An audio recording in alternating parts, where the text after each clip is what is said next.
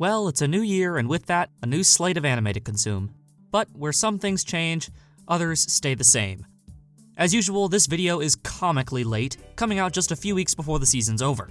I suppose the more appropriate title would be Winter 2016 Anime You Should Have Watched.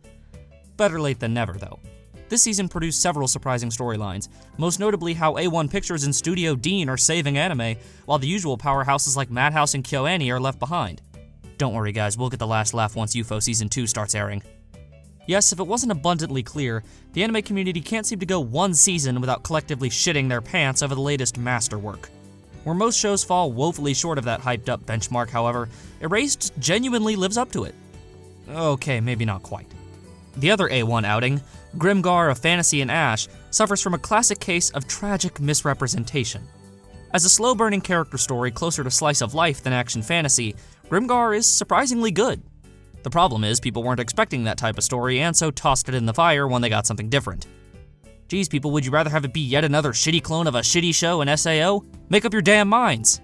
Speaking of slow-paced character dramas, SHOUWA GENROKU RAKUGO SHINJUU is easily one of the best series to come out of the last several seasons in my mind, and yet, it seems as though no one's even heard of it.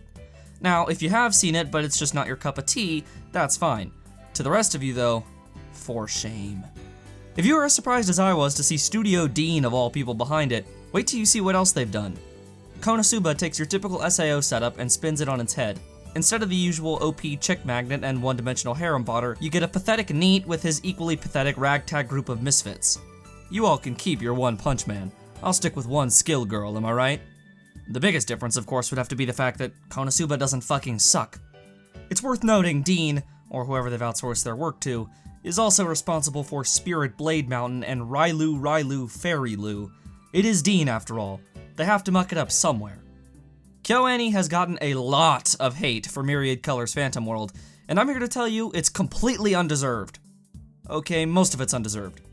Some? While the characters themselves are completely flat, not literally, of course, the unrivaled character animation and visual storytelling is still present here and there. The biggest issue is in the story, and therefore the source material, which is, you guessed it, a crappy light novel. It's still much better than the other Magic Academy light novel adaptations out there. So, in short, Phantom World. At the top of its crappy genre, but at the bottom of KyoAni. Phantom World, while pretty bad, is by no means the worst series of the season. No, that title has to go to Phantasy Star Online 2 The Animation, aka Phantasy Star Online 2 The Infomercial. I stopped paying attention about 2 minutes in and turned it into a Where's Waldo game of spotting all the Sega product placements. Ooh, found one! Ha, got another! Oh wait, they're fucking everywhere! The rest of the season is as forgettable as it gets. Active Raid is a mech show that exists, although you might have to pull up AniChart to remember.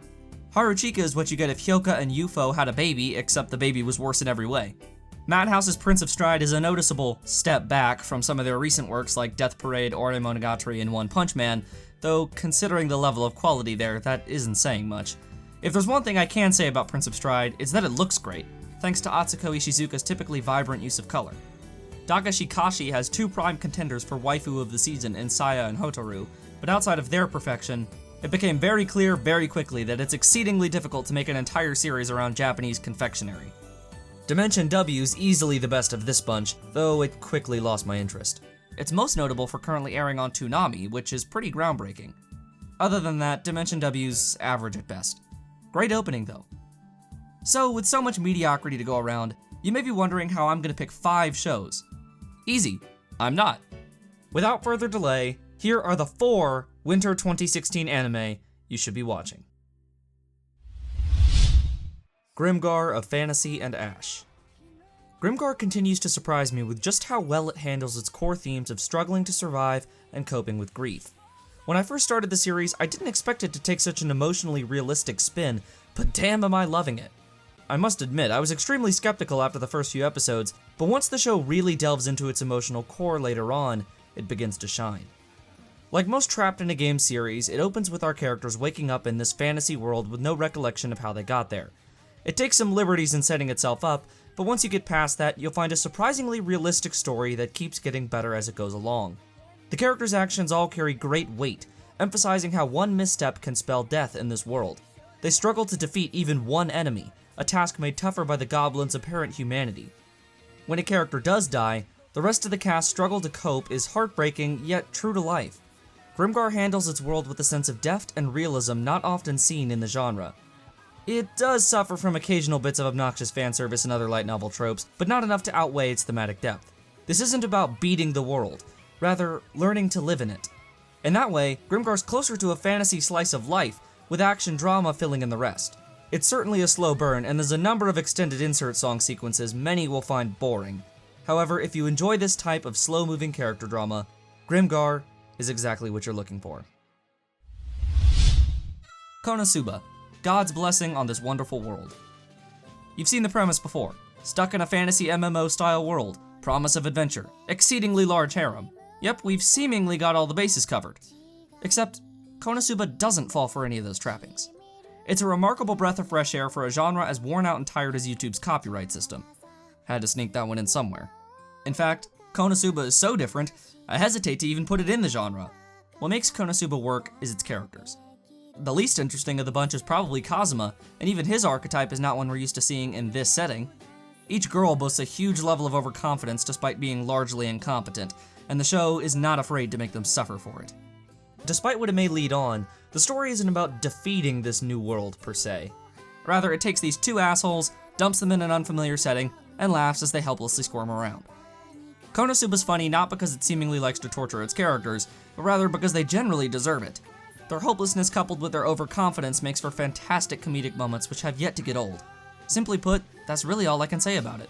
It's just a fun series. Sure, there's the occasional cheap, fanservice-y light novel gag, but nothing to overpower the rest. KONOSUBA spins a familiar premise into a unique, so far hilarious experience, thanks in large part to its eccentric, mostly incompetent cast and ridiculous situations. Oh, and did I mention those reaction faces? Fucking brilliant. SHOUWA, GENROKU, RAKUGO, SHINJUU. It's not too often you see a show like RAKUGO. If you're a fan of slow-burning character dramas and you haven't watched it yet, you really need to sort out your priorities. It's a story of friendship and self-expression told through the lens of a rich but dying art form. For those unaware, Rakugo is a traditional form of Japanese theater in which a lone storyteller sits on stage and tells a long, comedic story without standing up, using only a paper fan and a small cloth as props. You don't have to have any interest in Rakugo to like the series, though. It's really about the characters' bonds around the theater and their journey to forge their own path, to find their own style. Watching a friendship start, bloom, and ultimately crumble has been a heartbreaking experience, but a real one nonetheless. As the title implies, the series takes place in Showa-era Japan, following an ex-convict with hopes of becoming a rakugoka under the tutelage of one of its greatest talents. That's only half the story though, as it also relays Yakumo's equally interesting backstory. Rakugo stands out because it feels real. The characters' relationships, particularly during Yakumo's flashback, are a genuine pleasure to watch. Nothing feels contrived. The visual storytelling is phenomenal, making each character's emotional state abundantly clear without having to utter a word, from the slight twitch of their finger to a bead of sweat. The series excels at not only making the characters' emotions feel real, but also making you feel the same. Rakugo accomplishes a level of real character depth very few shows achieve, making it a clear standout in a season of forgettables. It's unfortunate then that it's received so little attention, especially compared to the likes of Bokumachi. If you're not a fan of slow burns, you might not like it, but regardless, I urge you to give it a shot. If you don't, you'll miss out on a fantastic character story, and one of the best series in quite some time. Well, here it is, the one you've all been waiting for. Erased, or Bokudakegai Nai Machi.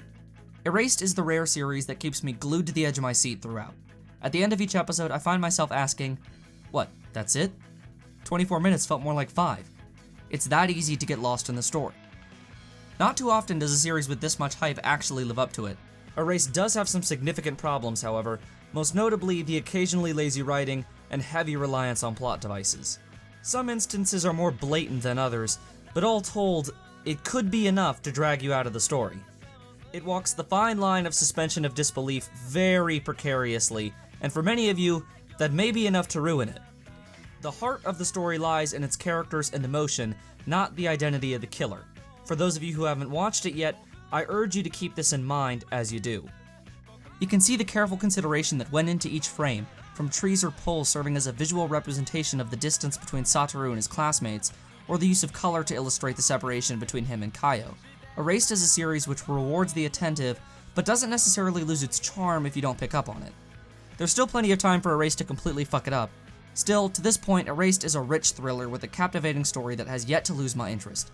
It's been a while since I've had this much fun with the series, and in a season overflowing with mediocrity, Erased, along with GRIMGAR, KONOSUBA, and RAKUGO, are 4 clear standouts you absolutely need to be watching.